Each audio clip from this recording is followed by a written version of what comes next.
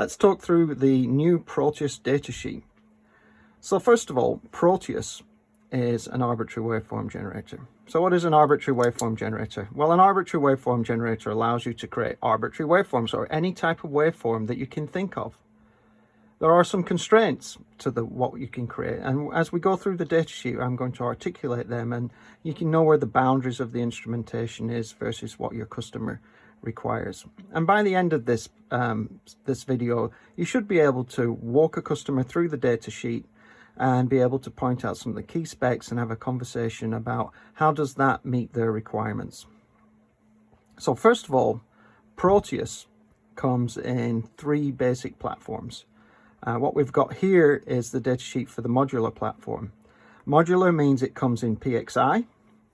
It's a 2-slot wide PXI unit, and on the datasheet, on your price list, you'll find that there's a 5-slot chassis, a 10-slot chassis, and an 18-slot chassis that you would sell alongside a PXI unit.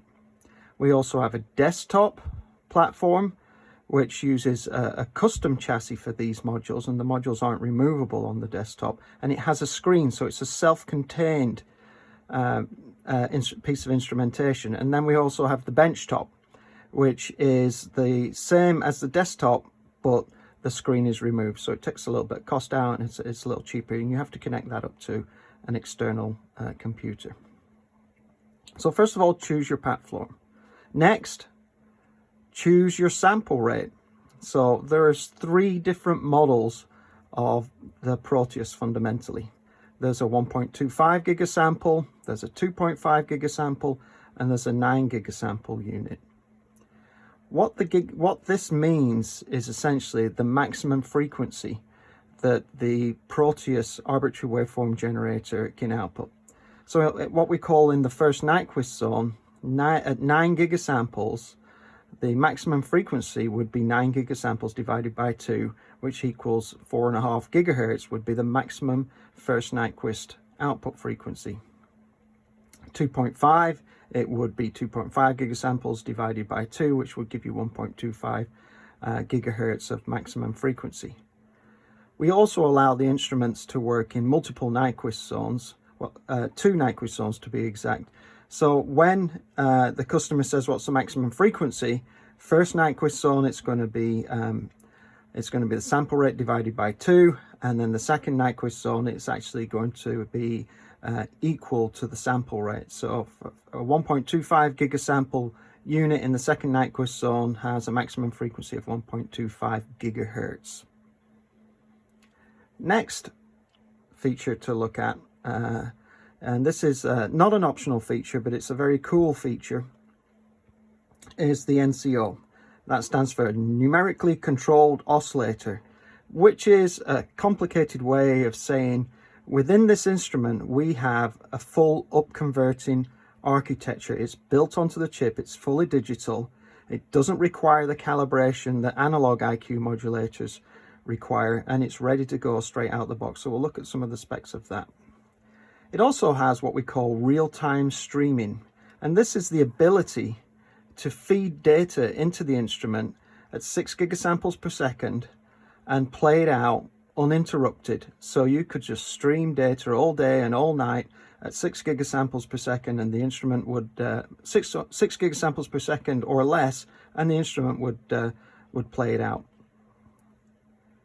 Next is an option to the Proteus that we call the AWT option. So this is what changes this from an arbitrary waveform generator that's actually 2 slots wide to an arbitrary waveform transceiver that's 3 slots wide. So you add another section onto here, and this is a 9 gigahertz bandwidth.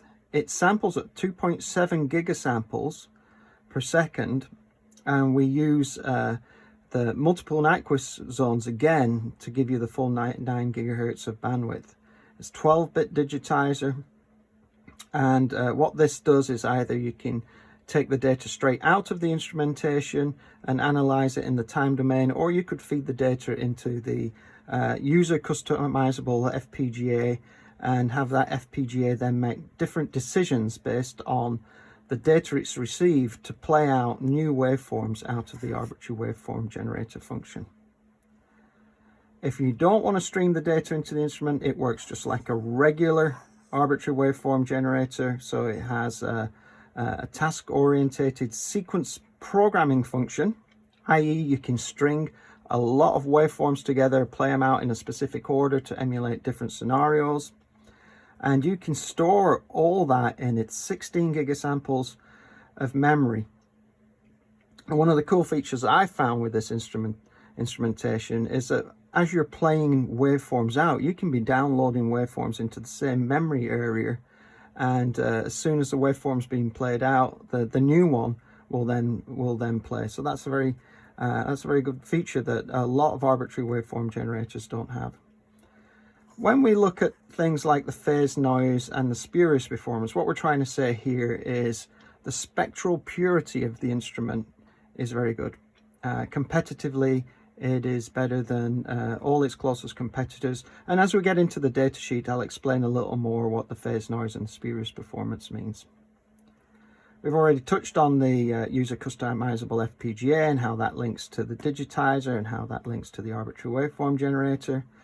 And we get this high-speed data streaming and the ability to upload waveforms really fast, load them in as you're playing them out, stream them, because it essentially relies on a high-speed, what we call a PCIe Gen 3 by 8 lane communication interface. So this is unique to the modular platform.